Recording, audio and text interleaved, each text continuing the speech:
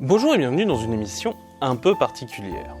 Quand on passe une partie de son temps à collecter des choses, à être un collectionneur et à le partager un peu, comme je le fais par des vidéos, des podcasts ou que sais-je encore, et bien forcément ça attire un peu de curiosité de la part des gens. J'ai envie de dire que c'est obligatoire. Seulement, comment y répondre ? J'ai vu des camarades et des collègues faire des vidéos montrant toute leur collection en une fois, des vidéos dantesquement longues, où l'info ne peut être que saisie au vol, être partielle, qu'il est difficile de retenir cette information, car paf, tout de suite après, un autre titre passe parce que t'as vu le nombre de trucs que j'ai accumulés. Surtout que dans les trucs qu'on collectionne, parfois, on n'a pas grand-chose d'intéressant à dire. Celui-là, je l'ai acheté en kiosque quand il est sorti. Il était bien, comme les 96 autres que j'ai achetés de la même façon. Bref, je me suis dit que parler d'une façon un peu plus courte de certains magazines ou livres que je suis fier d'avoir, et de faire ça de façon à peu près régulière, ce serait peut-être plus intéressant au final. Donc oui, bienvenue dans une émission qui s'appelle Ma collection comics.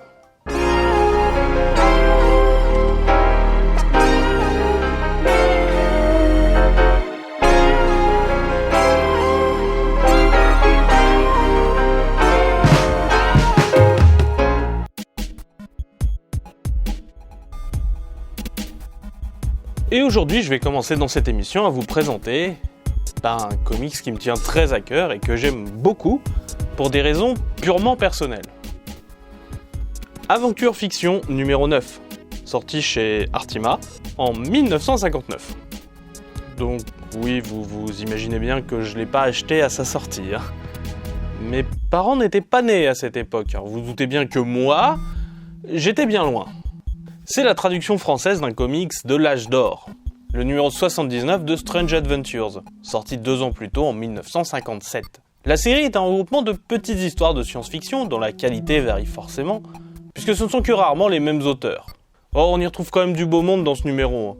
Gardner Fox, créateur de Flash, Carmine Infantino, qui va bientôt donner une seconde jeunesse à Flash, Otto Binder, scénariste principal de Billy Batson à son apogée, Edmond Hamilton, plus connu pour sa carrière de romancier, où il est pratiquement un des inventeurs du genre du space opéra. Du beau monde, mais ça, c'est quelque chose que tu découvres après coup, une fois que tu as acheté le comics. Ce comics, je l'ai remarqué alors que j'habitais à Grenoble, dans la devanture d'un bouquiniste du coin, la librairie Aux Merveilles, située dans le quartier des Antiquaires, aux 5 rue Bayard, pour les Grenoblois ou assimilés. Je me suis très souvent rendu dans cette boutique pendant les 2 ans où j'ai vécu à Grenoble, période où j'ai tourné ma toute première vidéo. En effet, il se trouve que j'habitais littéralement dans la rue juste à côté, la rue Dominique Villard. Donc oui, si vous cherchez les lieux de tournage, c'est au 4e étage du 12 rue Dominique Villard. Voilà pour le 3615 My Life.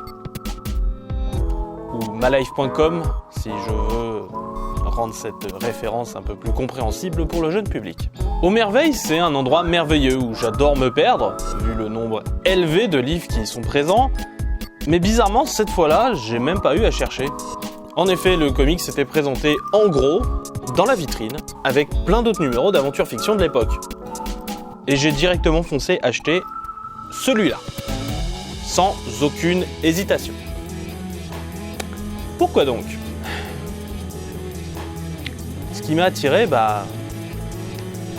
la couverture. Uniquement la couverture.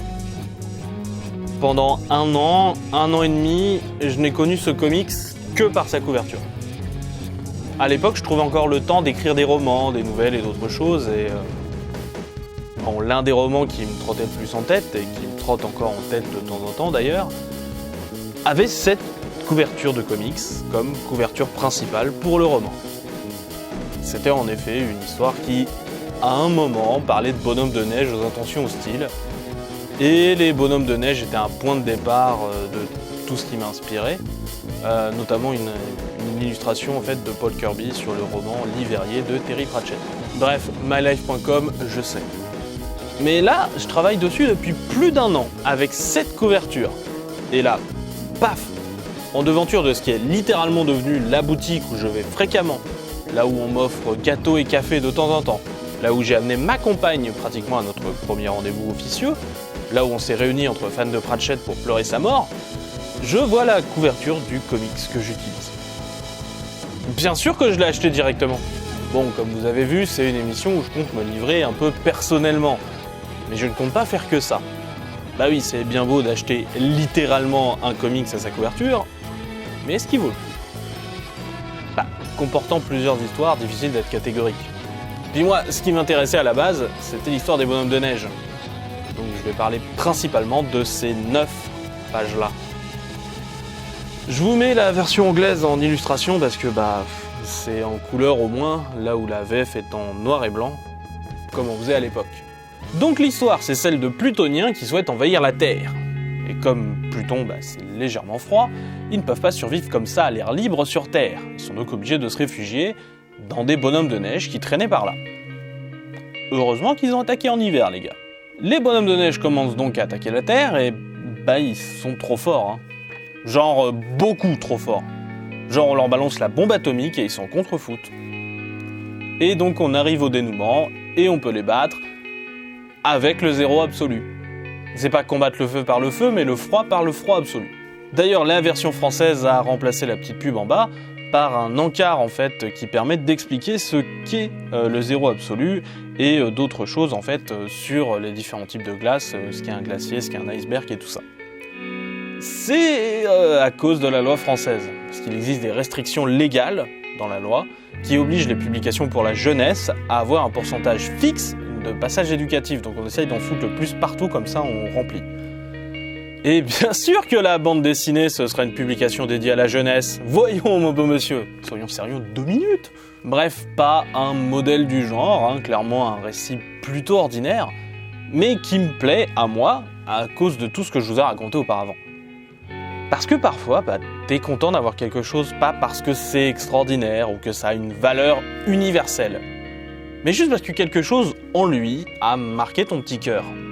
C'est le cas de cette couverture, qui a su faire marcher mon imagination à plein ballon, et ce serait pas juste ça l'art au final ? Quelque chose qui s'accroche à ton âme et te marque à jamais ? Bon, je sais, j'ai pas l'air crédible avec mes bonhommes de neige, mais ce qui m'a marqué, c'est ça. Et je suis un peu plus fier de posséder cette œuvre dans ma collection. Et donc on se retrouve dans un moment pour un prochain numéro. A plus. We used to get older.